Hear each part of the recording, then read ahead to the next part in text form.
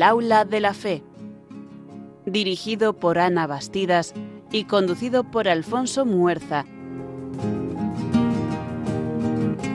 Vamos terminando el año, nos acercamos al final del 2025 y es buen momento para hacer balance sobre los propósitos que hemos cumplido y aquellos que dejamos pendientes para los próximos 365 días. ¿Qué tal? ¿Cómo están? Muy buenas tardes.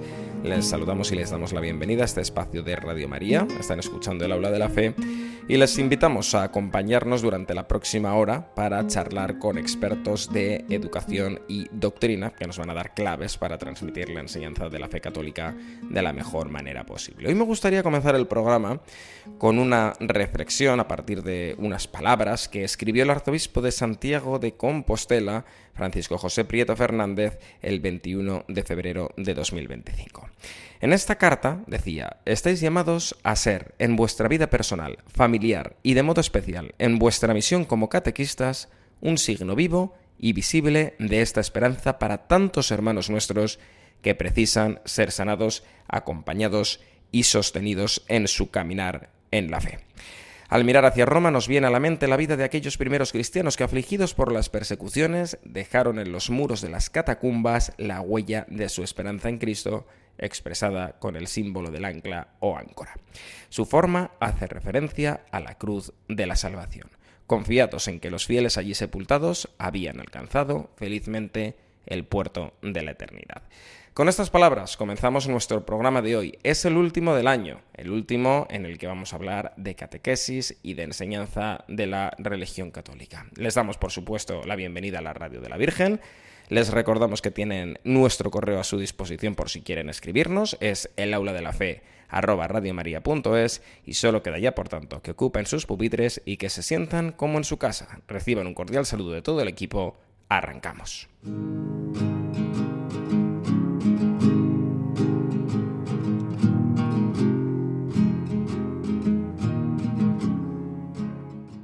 Arrancamos nuestro programa de hoy, ya están por tanto abiertas las puertas del Aula de la Fe. Ocupen sus pupitres porque en estos primeros minutos vamos a hablar de pedagogía y educación. Si son habituales de nuestro programa, ya saben que aprovechamos los primeros minutos de este espacio para hablar con educadores, pedagogos y profesionales que nos pueden ayudar a obtener ideas sobre cómo enseñar a los demás.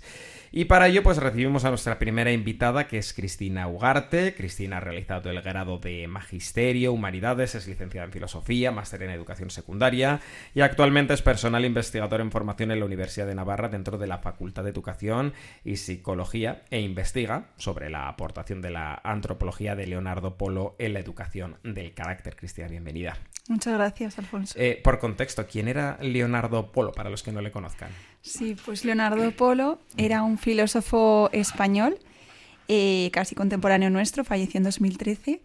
Y bueno, él, además de filósofo, estuvo en la universidad como profesor en varias universidades y también pues difundiendo, digamos, su pensamiento. Por entenderlo también, ¿por qué un filósofo como Leonardo Polo habla de educación y habla a los educadores? ¿Cuál es esa relación entre la filosofía y la educación? Sí, pues la filosofía, entre otras muchas realidades que existen para estudiar, ¿no? Puede estudiar la persona humana y por eso tiene el enlace con la educación, ¿no? Porque los educadores lo que realizan es ayudar a crecer a personas, ¿no?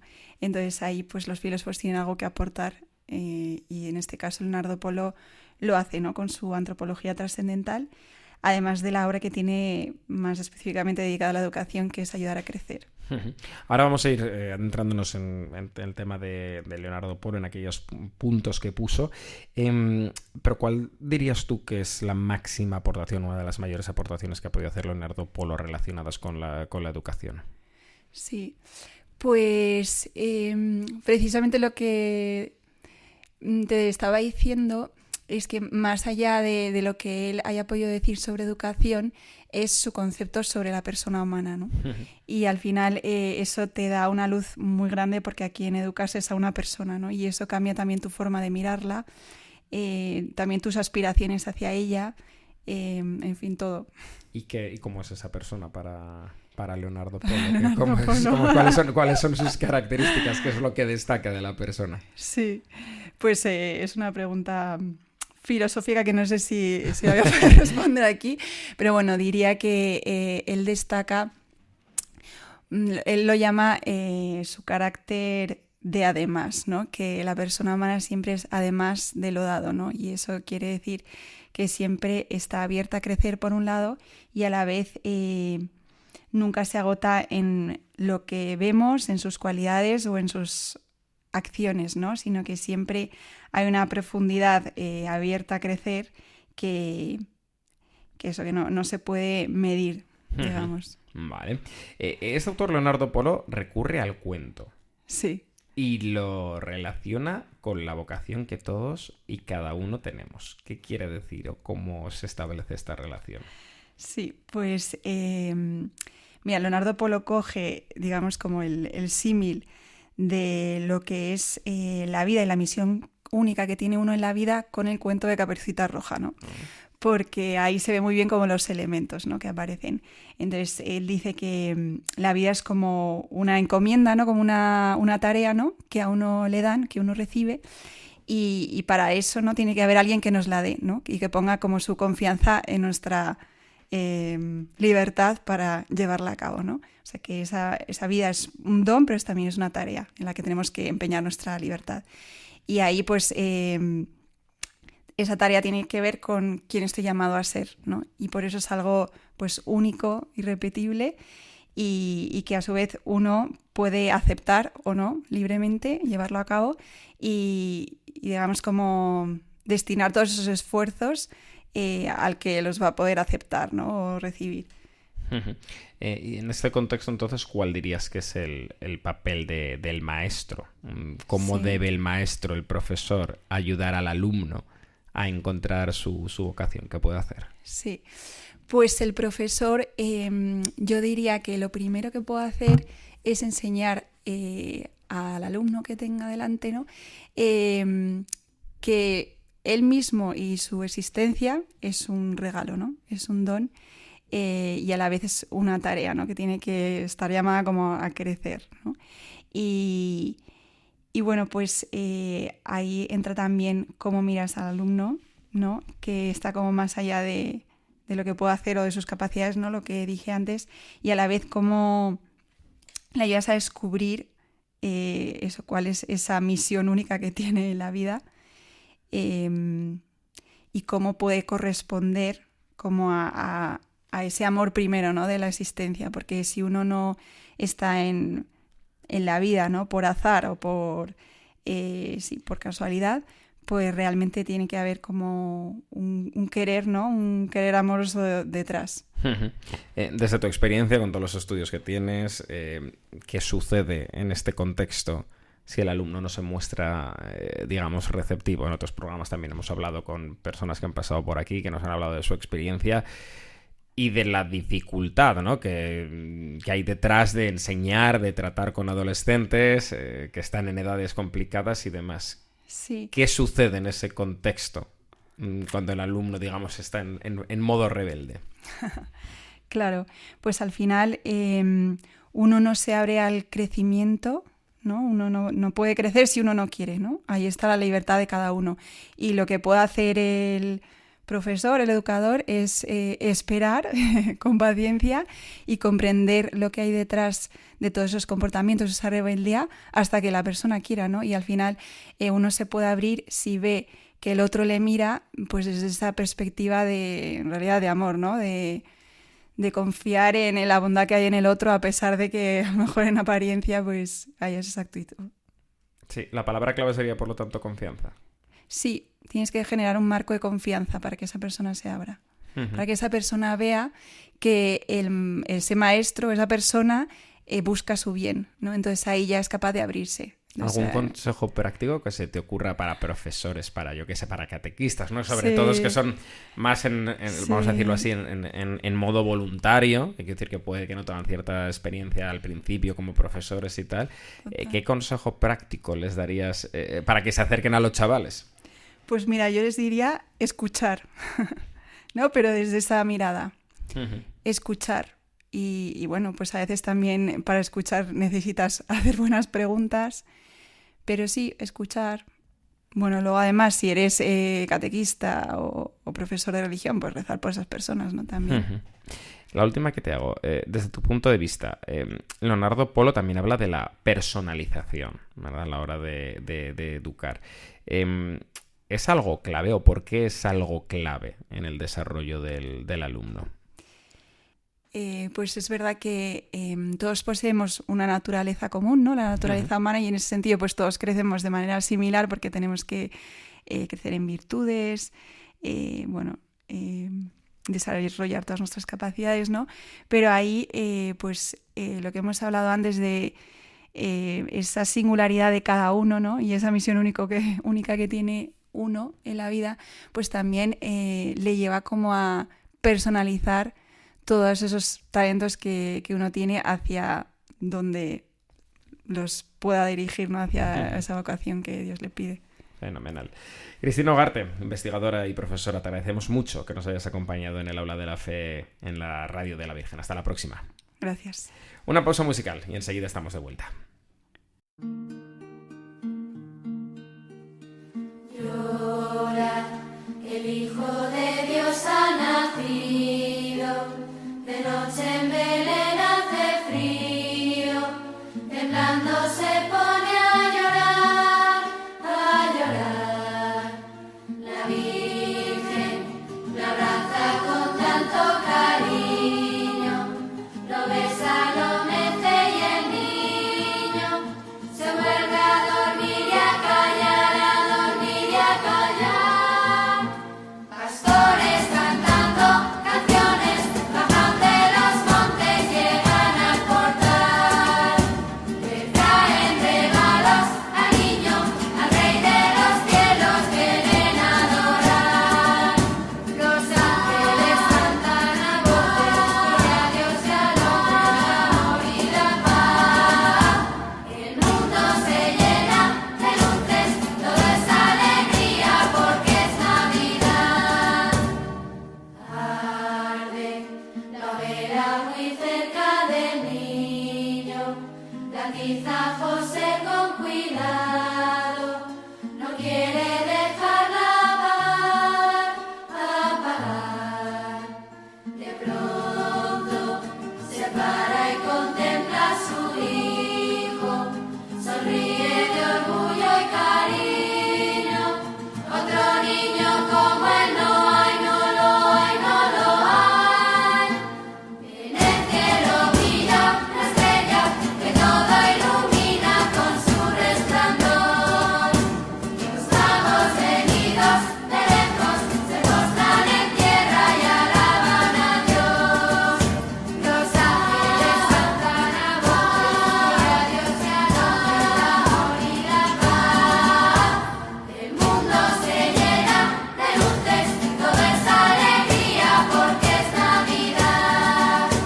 El mundo se llena de luces, todo es alegría porque es Navidad. El mundo se llena de luces, todo es alegría porque es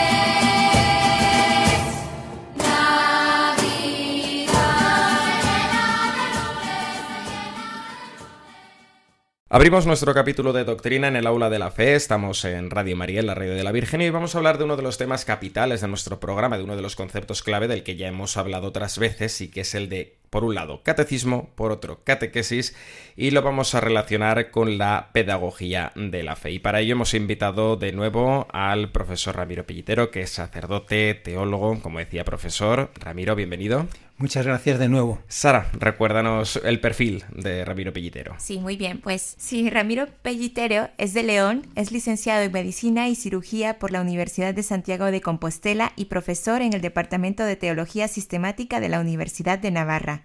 Ramiro fue ordenado sacerdote el 20 de agosto de 1998 y desde entonces ha dedicado muchos esfuerzos a investigar sobre la teología pastoral, el análisis teológico de la catequética y la educación religiosa contemporánea.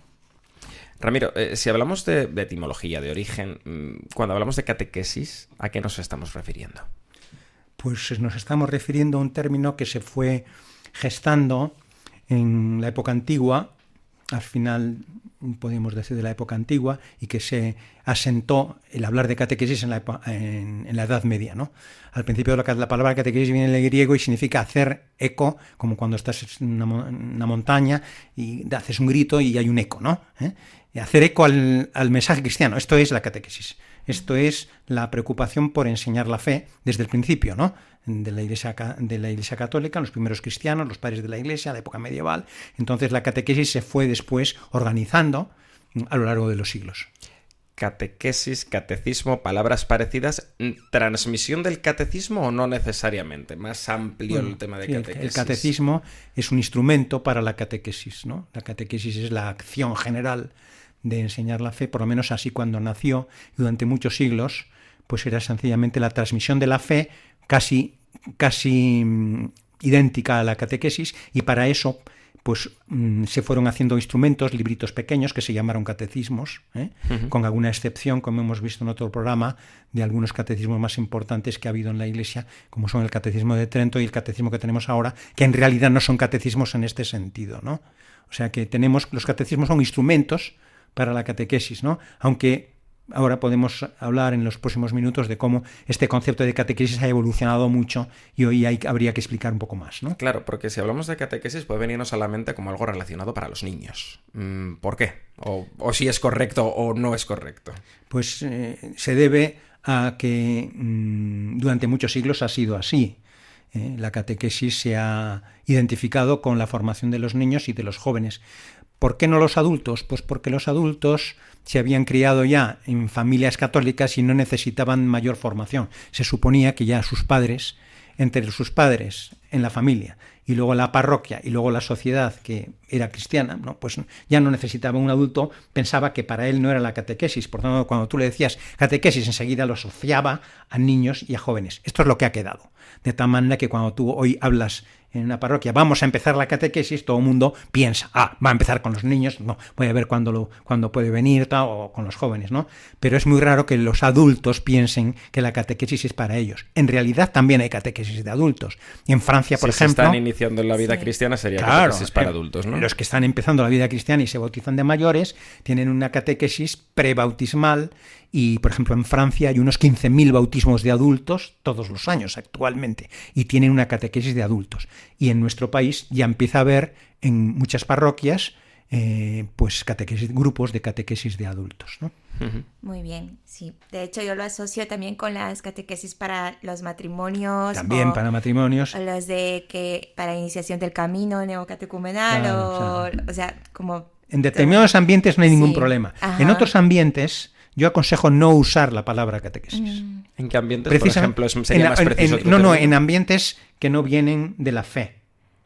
Por tanto, no los neocatecumenales, no Acción Católica, no los movimientos eclesiales, todos ellos vienen de la fe, en ambientes de una persona que se encuentra de repente, que quiere conocer algo de Dios, pero no sabe nada, o al contrario, que ha estado lejos y que ha sido enemigo de la Iglesia Católica incluso, ¿no? Entonces, como catequesis lo va a asociar a los niños, si tú le dices que se vaya a una catequesis, te va a decir, mire, yo no soy un niño, tráteme por favor como una persona mayor, ¿no? Sí. Entonces, mejor utilizar en esos casos, y en general, por lo menos durante un tiempo, creo que es muy bueno para gente mayor utilizar otras cosas equivalentes, como jornadas de formación permanente, encuentros para parejas, otras cosas que no suenen demasiado a confesional o demasiado a personas que ya están en un ambiente católico, ¿no?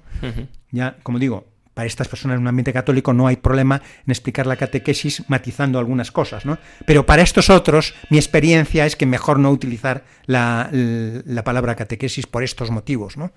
Una palabra que no tiene, una expresión que se ha venido también acuñando en los últimos tiempos es el de pedagogía de la fe. Sí. ¿Qué relación tiene con la catequesis, con la introducción a la teología? ¿Qué es la pedagogía de la fe? La pedagogía de la fe es el marco general donde tiene lugar la catequesis y la enseñanza de la religión. En la pedagogía de la fe, como terminología, es una terminología bastante moderna, de los años 70, más o menos, en el magisterio de la Iglesia. Como realidad, ha sido algo que se ha hecho siempre, se ha enseñado la fe, y cuando se hablaba de enseñar la fe en cualquier modo, Esto es lo que significa pedagogía de la fe. Actualmente hay que decir inmediatamente que la pedagogía de la fe tiene modalidades en su ejercicio, hay modos de ejercer esta pedagogía, de enseñar la fe, de transmisión de la fe. Uno de ellos es la catequesis, pero no es el único. Hoy tenemos la enseñanza de la religión en la escuela, o en la universidad, o en los centros educativos, donde se puede hacer, que es en los lugares donde hay libertad religiosa, ¿no?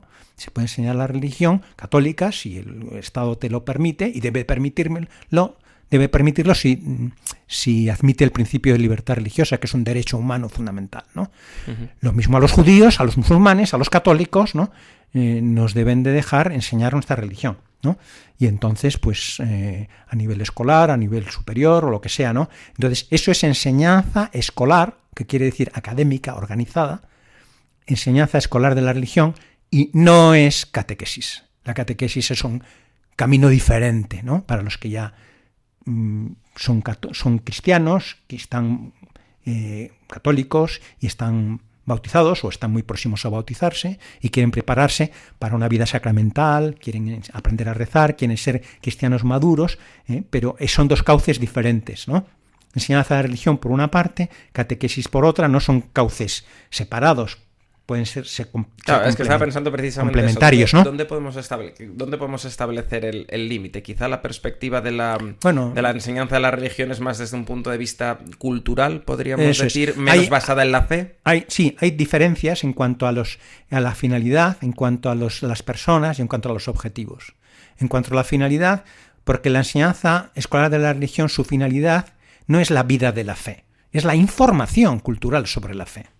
Y de hecho se da en paralelo con otras materias como ciencias naturales en las escuelas, ¿no? O como geografía o matemáticas o filosofía, ¿no? En la enseñanza de la religión católica, para enseñar además que no existe ninguna incompatibilidad, o no debería de verse una incompatibilidad entre la fe y la razón, entre la fe y las ciencias, entre la fe y la cultura. Entonces, esta finalidad, que es una finalidad cultural, en cambio la finalidad de la catequesis es una finalidad de la vida cristiana en su conjunto. Entonces, por eso mismo también las personas, como veis, son distintas. Las que van pueden ser distintas a las que van a las clases, que pueden ir personas que no tienen fe, ¿no? O las que van a la catequesis, que son gente ya comprometida, ¿no? O que ya quieren comprometerse en la vida cristiana. Y los lugares también son un poco distintos, porque la enseñanza escolar de la religión suele ser en los centros educativos, ¿no? En las escuelas o en las universidades, y mientras la catequesis pues es en las parroquias, en los movimientos eclesiales, en las familias. Sí, bueno, para ir un poco simplificando, don Ramiro, ¿qué tipos de formación puede recibir un católico entonces? Pues esa pregunta, como es muy general, solo puede responderse de modo general. Si tú aciertas en preguntar más concreto, te respondería más concreto. Y puedo preguntarme yo a mí mismo para facilitarte esto, ¿no? ¿Qué formación puede recibir un católico? Pues habría que decir, ¿qué tipo de católico? ¿De qué estamos hablando? Yeah. ¿De dónde viene esta persona? ¿Qué edad tiene? ¿Dónde vive? ¿En qué país vive? ¿No? ¿Qué edad tiene? ¿Qué historia tiene? ¿Qué sabe? ¿Su familia cómo fue? ¿Casado, no casado? Sí, si ¿en tiene qué hijos, estado no tiene? Tiene hijos. Sí, todo es muy concreto al final, ¿no? Sí. Entonces, según eso, pues habría que aconsejarle, ¿no? Y decir, pues empieza por aquí o empieza por allí, ¿no?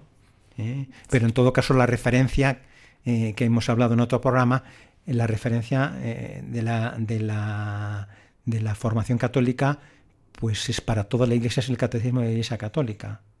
Si esa persona es, por ejemplo, pongamos un caso muy concreto, es un profesor de un instituto, un profesor de matemáticas, que de repente quiere aprender religión católica, pues yo le diría, hombre, pues hable usted con el capellán del colegio o con el profesor de religión, que son dos enfoques un poco parecidos, pero no los mismos. El capellán te llevará más bien por una línea catequética.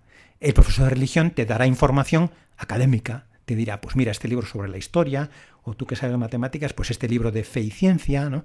Hay que adecuar las cosas a la situación. Esto es lo que se llama el discernimiento.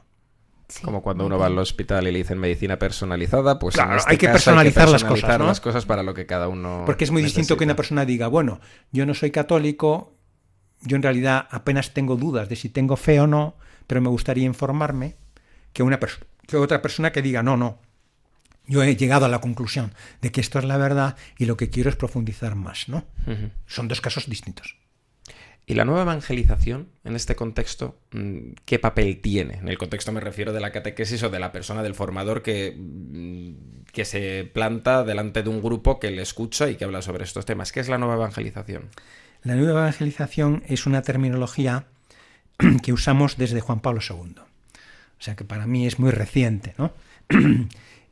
Pero desde Juan Pablo II se utiliza para hablar de la evangelización que hoy hace falta. Y hoy hace falta una misión de la Iglesia, una evangelización que en parte es la misma de siempre, porque siempre hubo una nueva evangelización, ¿no? En la época medieval, un medieval te podría hablar de una nueva evangelización o un tipo del Renacimiento. En cada época fue nueva, ¿no? Pero nunca se hablaba así. En cambio, hoy se habla porque hay una conciencia de que la sociedad y el mundo moderno se han acelerado enormemente y la novedad de las cosas es mucho mayor. Entonces, cuando hablamos de nueva evangelización nos referimos a algo que viene en el fondo del Vaticano II, que es atención al mundo moderno, mucha escucha de los anhelos de las personas, de sus situaciones, de sus contextos culturales, ¿no? En este momento habría que añadir la globalización tecnológica, todo lo digital, habría que empezar a hablar bastante ahora mismo ya de la inteligencia artificial, como vamos a ver, como estamos viendo ya con este Papa. A todo esto es con lo que nos referimos con la nueva evangelización. Porque estas cuestiones a las que usted hacía referencia, precisamente la inteligencia artificial, las nuevas tecnologías, ¿tienen cabida o tienen obligatoriamente que tener cabida en la nueva evangelización? Bueno, es que no pueden no tener cabida. Es como si dices que yo voy a explicarle cómo hablar en español a una persona y le saco de España, ¿no? Pues es que no tiene sentido, porque vivimos en el mundo en que vivimos, ¿no? Estamos en un contexto que es el real, y por tanto esa persona, cualquier persona que entra en la fe o que vive en la fe y quiere formarse más en la fe, tiene que entrar en diálogo continuamente con su mundo y con su cultura.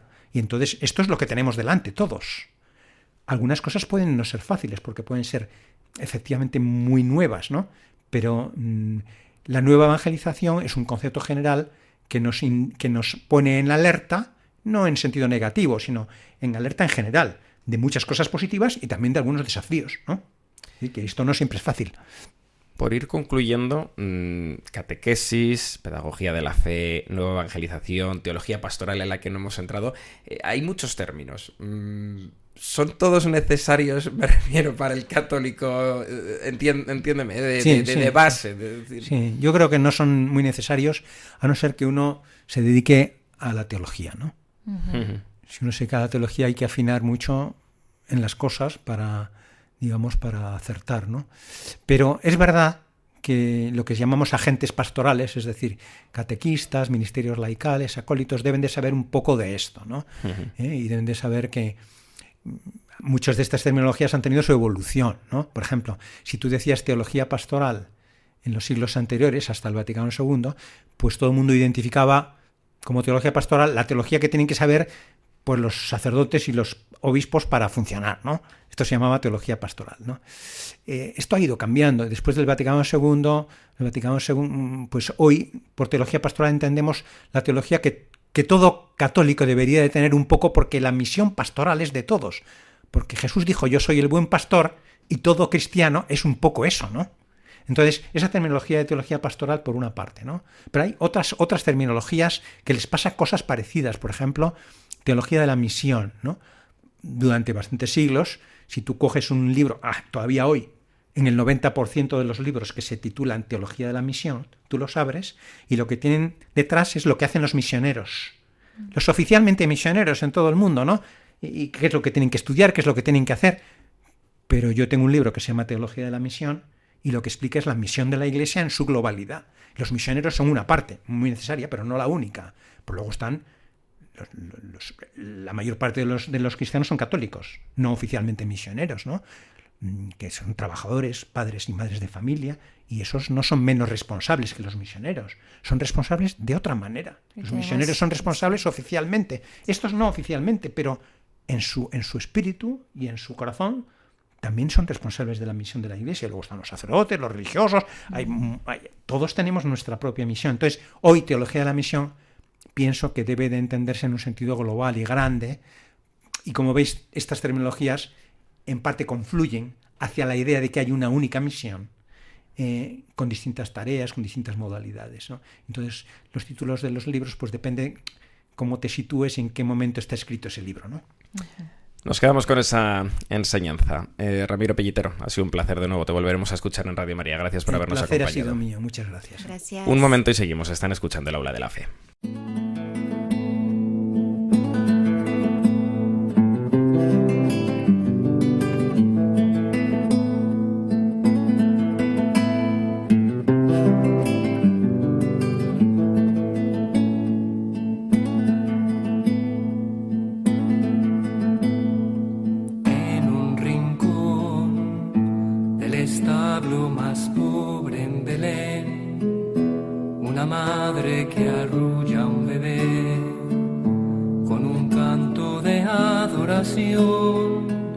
Admirada de poder tener en sus brazos a su Salvador.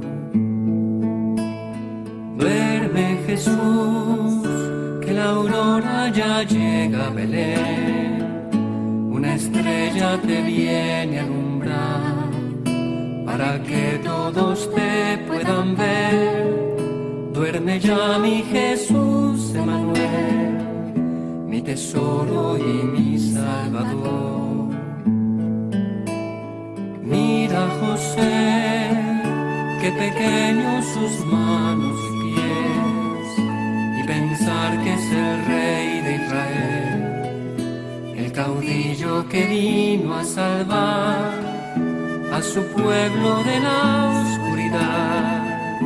Este niño es mi Dios y mi Rey.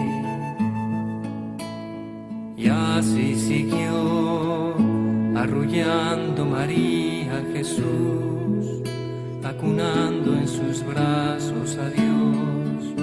Y José, conmovido también, se asombra de poder formar la familia sagrada con él.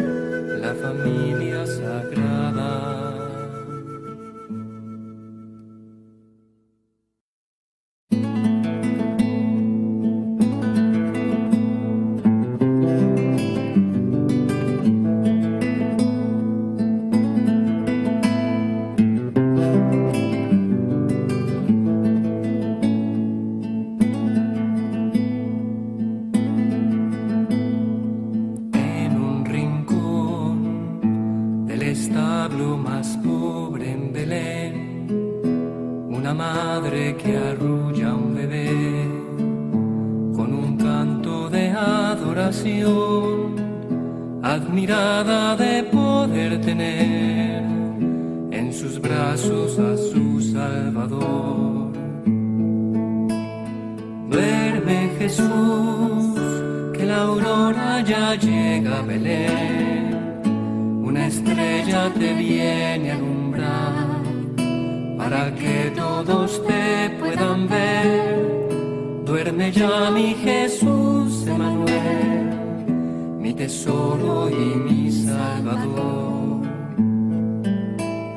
Mira José, qué pequeños sus manos y pies, y pensar que es el Rey de Israel, el caudillo que vino a salvar a su pueblo de la oscuridad. Este niño es mi Dios y mi Rey. Y así siguió arrullando María a Jesús, acunando en sus brazos a Dios. Y José, conmovido también, se asombra de poder formar la familia sagrada con él.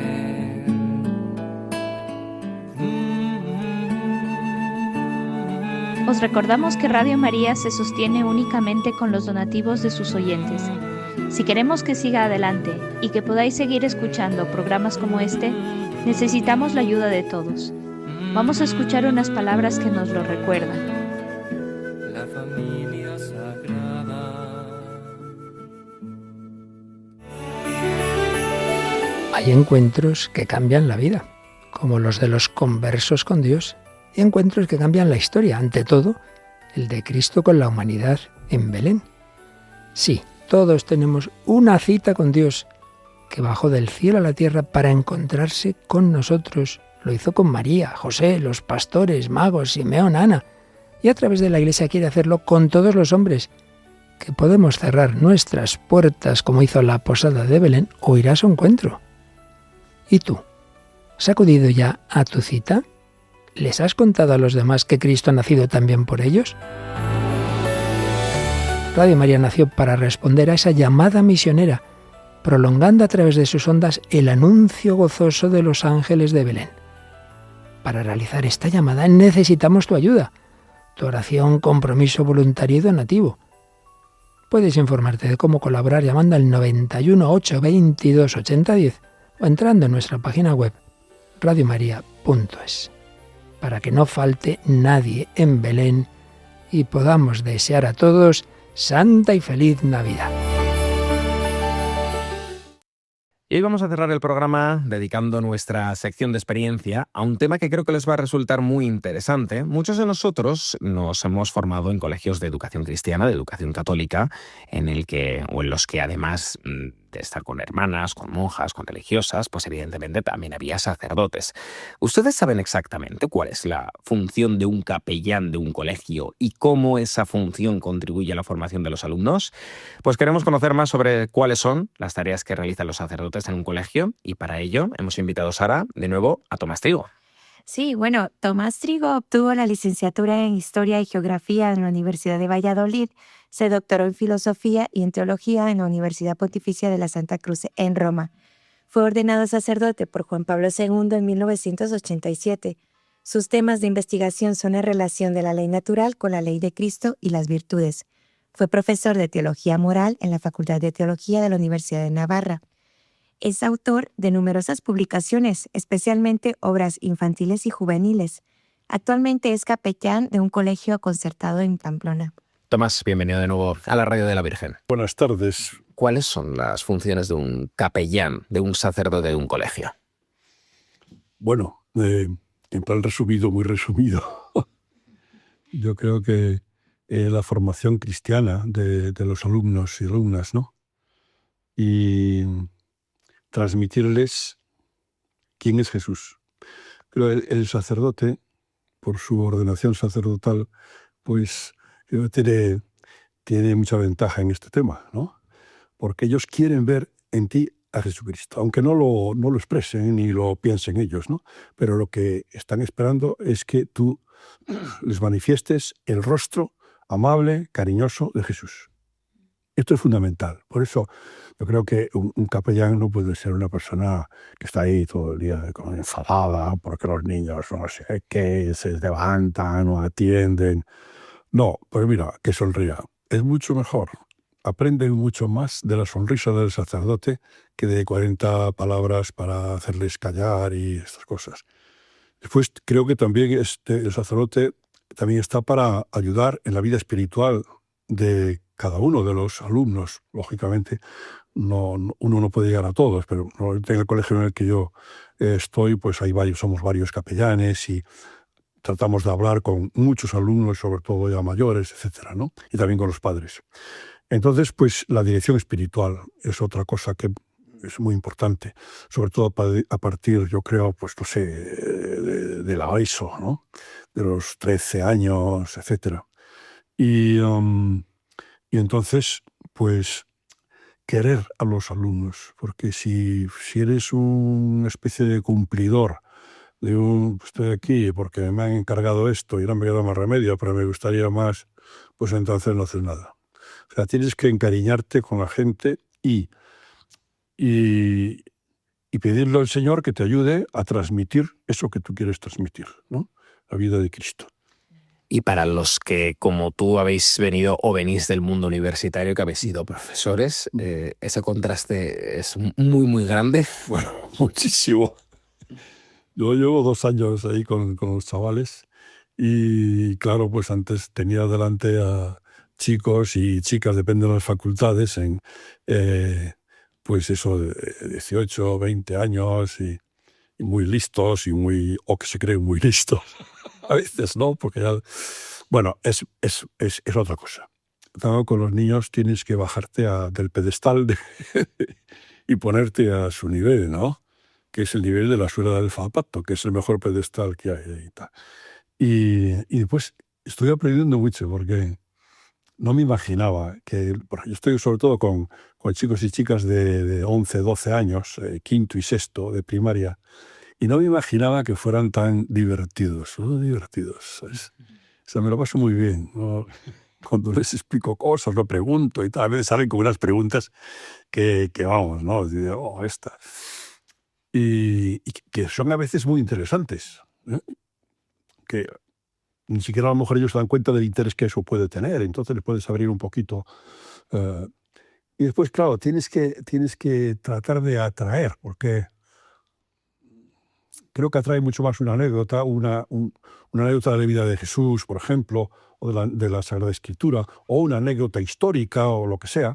Eso se les queda más y entienden más después la teoría que tú le expliques, ¿no? Si es todo teoría, mala cosa. Vale. Queríamos preguntarte, ¿qué cualidades debe tener un capellán de un colegio y en cuanto si hablamos con los niños, con los padres de familia o con los profesores? Bueno, a ver, no sé, es que yo no soy un experto, ¿eh? Ya os dije, llevo... Desde tu experiencia de lo que llevas. Mi tercer año con esto. En el colegio partimos de que lo más importante del colegio son los padres, porque efectivamente son los primeros educadores. Y tú puedes decir lo que quieras a un chico, que si después los padres le dicen lo contrario, nada. O si ven lo contrario en casa, pues... Entonces, primero son los padres, y con los padres, pues bueno, hablamos con muchos matrimonios, sobre todo con aquellos que van a hacer la primera comunión, que son bastantes cada año, y entonces, pues... Y después también los profesores y profesoras hablan en preceptación con los padres de quien sea, ¿no? O sea, van... no necesariamente de uno que ha cometido uno no sé qué, ¿no? Sino de todos, ¿no? Para ver cómo va la educación en casa y tal, y qué necesidades tiene ese niño, etc. Después, con los profesores yo creo que estamos muy en la misma onda, que también es importante. Pues si los profesores no están en onda, entonces... Y entonces, pues ya, con los niños, pues yo creo que estas cosas que he dicho, que lo que dice el sacerdote sea atractivo. O sea, aburrir a la gente hablándole de Jesús es... Iba a decir pecado, no es pecado. Pero es una pena, ¿no? Porque puedes, sin querer, sin darte cuenta, puedes mostrar a un Jesús seco, sin sentimientos. Que no atrae, ¿no? Claro. Y entonces tienes que demostrar lo contrario, pero para demostrar lo contrario tienes de algún modo también tú que hacer un poco de teatro, por decirlo así, y eso, y contarles anécdotas de Jesús y no sé qué, y plantearles, pues mira, vamos a estar allí en el templo de Jerusalén cuando Jesús se pierde y tal, que no se pierde porque quiso perderse, etcétera, ¿no? A ver, ¿tú qué harías y tal, ¿no? Entonces surgen ideas interesantísimas. Y con eso, pues haces más atractivo, ¿no? Hables de lo que hables de Dios, todo es muy atractivo. No hay ninguna cosa aburrida, ¿no? Lo único que hay que tener cuidado, porque les puede parecer muy aburrido, es el cielo. Curiosamente, me pasó una vez, no con estas, hace ya años, dando una plática a niños de 8 años, que les hablé del cielo, y yo con todo mi... Bueno, era un sacerdote recién ordenado y tal, y decía, fijaros, esa felicidad para siempre, para siempre, para siempre, y salta uno, ¡qué aburrido! Era en Valencia, los valencianos son gente muy, pues así, muy natural, ¿no? Y es verdad, porque porque es lo primero que se te ocurre cuando dices que es para siempre, la felicidad para siempre, pues no. Pero bueno, hay que decirlo de otra manera para que vean que eso no puede ser aburrido de ningún modo, ¿no? Y cuando experimentáis lo contrario, o sea, de todo esto, el despertar en la fe de los chavales que se van dando cuenta, que van razonando y que verdaderamente van profundizando en su fe, ¿cómo es ese momento o cómo esa experiencia es de gratificante? Bueno, yo gracias a Dios estoy en un colegio donde los alumnos en general son verdaderas familias cristianas, ¿no? Que viven la fe. Y el despertar a la fe lo hacen desde que nacen. Después ya, claro, viene tal vez la edad esa difícil, ¿no? De la adolescencia y tal. Y yo creo, a veces, por lo menos a los chicos y chicas de sexto, muchas veces les hablo pensando en lo que va a sucederles el próximo año o al siguiente. Y como son listos... La edad adolescente. Sí, claro. Porque ahora está en el momento de darse cuenta de lo que va a pasar. Incluso algunos, es que mi hermana está, una chica de 10 años, ¿no? Mi hermana está de lo más pava y tal, no se cuenta, ¿no? Bueno, se dan cuenta y entonces tú les explicas qué va a pasar, cómo deben reaccionar, etcétera. Que eso de no hablarle a los padres porque yo quiero ser independiente, pues es una tontería, pero les va a pasar, ¿no? Y entonces cómo pueden reaccionar ante eso, etcétera. Creo que así es como... Bueno, pero como vienen de una formación cristiana fuerte, pues entienden las cosas, ¿no? Después tendrán sus debilidades, como todos tenemos nuestras debilidades, ¿no? Y sus etapas en las que tienen que tener también su rebeldía y crecer a partir de estas. Claro. Pero siempre saben a dónde volver, ¿eh? O sea que una persona puede incluso dejar el trato con Dios, etcétera, a veces por quedar bien con el grupo, y aquí somos todos ateos, y no sé qué, no vamos a misa, tú no vas a ir a... ¿Cómo vas a misa tú, que eres tonto? Pues tener en cuenta que si hay una persona que está interesada en que vayamos a Dios, es Dios mismo. O sea, que es Jesús el que va buscando la oveja perdida, que tal, hasta que la encuentra.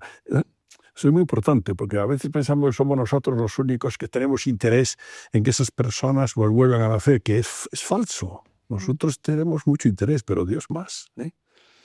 Y después, claro, lógicamente, en esas edades necesitan una ayuda espiritual, pues quizá un poco mayor, ¿no? Pero si ya saben rezar, ya hacen oración, ya reciben al Señor en la Eucaristía con cariño, se confiesan con arrepentimiento, etcétera, pues lo normal es que no haya grandes problemas, ¿no? Entonces, como capellán, ¿cómo es el trabajo que realizas con los profesores de religión? Bueno, en realidad con los profesores de religión, solo saber que estamos impartiendo lo mismo, que estamos diciendo lo mismo y cómo lo decimos, ¿no? Eso es importante para no vaya cada uno un poco por su lado, etcétera. Y a mí, claro, a mí me interesa mucho la experiencia del profesor de religión.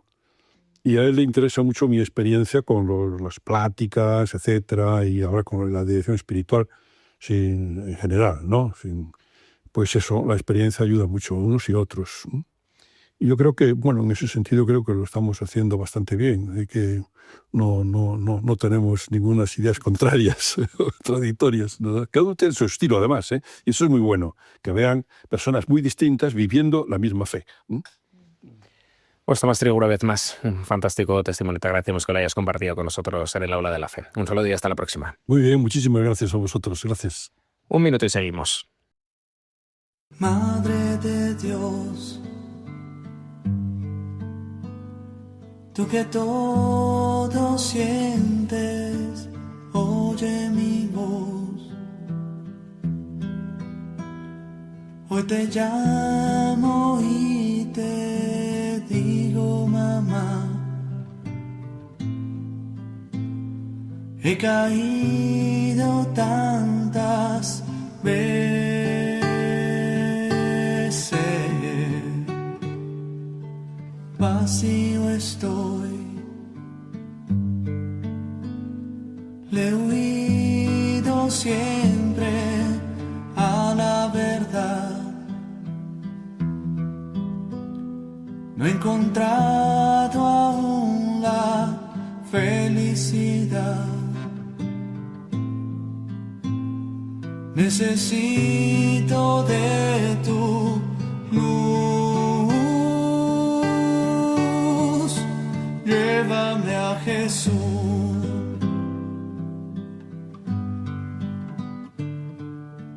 Me postraré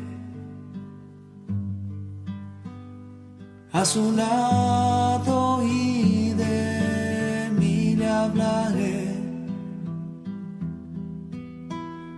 Pediré que haga otro de mí y se olvide de lo tonto que fui. Ave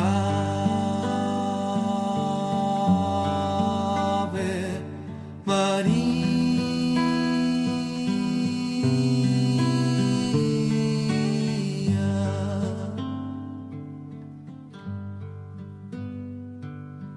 Madre de Dios,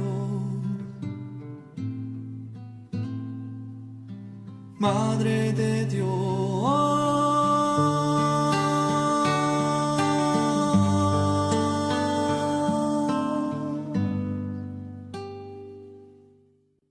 Y ponemos el punto final a nuestro programa de hoy con esta despedida que ya saben que siempre hacemos aprendiendo la historia de aquellos santos que han estado vinculados al mundo de la educación y que nos pueden servir de inspiración. Lo vamos a hacer de la mano de Ana Bastidas, así que les dejo con ellas. De esta forma ponemos el punto final al programa de hoy y también al último programa del año. Les damos las gracias por habernos escuchado, les emplazamos a encontrarnos, si Dios quiere, ya el año que viene.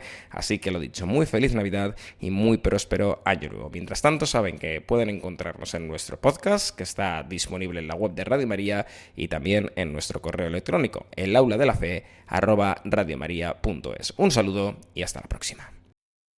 Hoy nos acercamos a la figura de Ángela de Merici, una joven italiana del Renacimiento que transformó la educación femenina cuando casi nadie pensaba en ella. En un tiempo en el que la mujer quedaba relegada a los márgenes de la vida pública, Ángela supo ver lo invisible y actuar en consecuencia. Nació en 1474, a orillas del lago de Garda. Desde muy pequeña sintió una devoción profunda por Santa Úrsula. A los 13 años, ya como terciaria franciscana, empezó a enseñar el catecismo, y fue en ese contacto directo con la gente sencilla donde descubrió algo doloroso: la enorme incultura religiosa y humana en la que vivían tantas niñas y mujeres. Ese descubrimiento no la dejó indiferente, le encendió en su misión.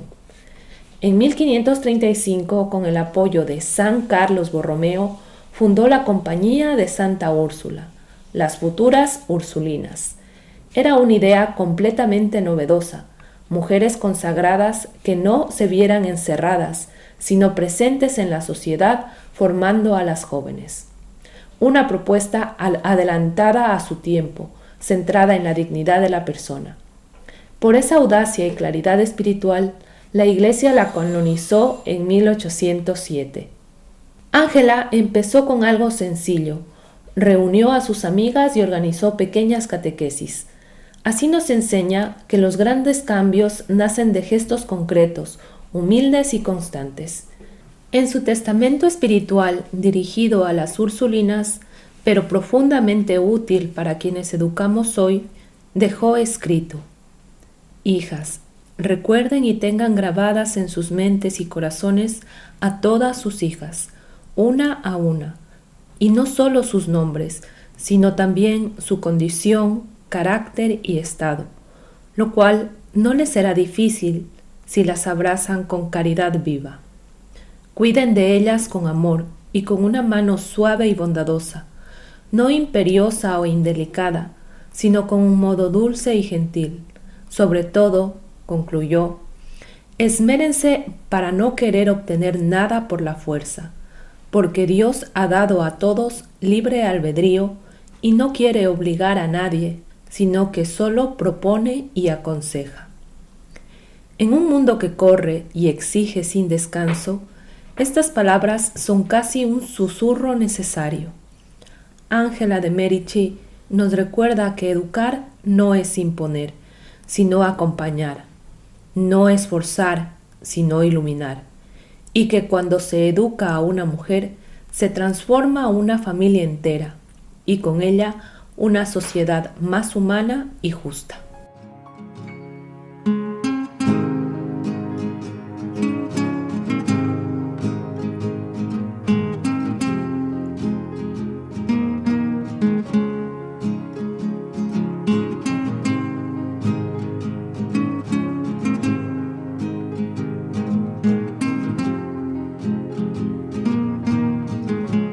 El aula de la fe, dirigido por Ana Bastidas y conducido por Alfonso Muerza.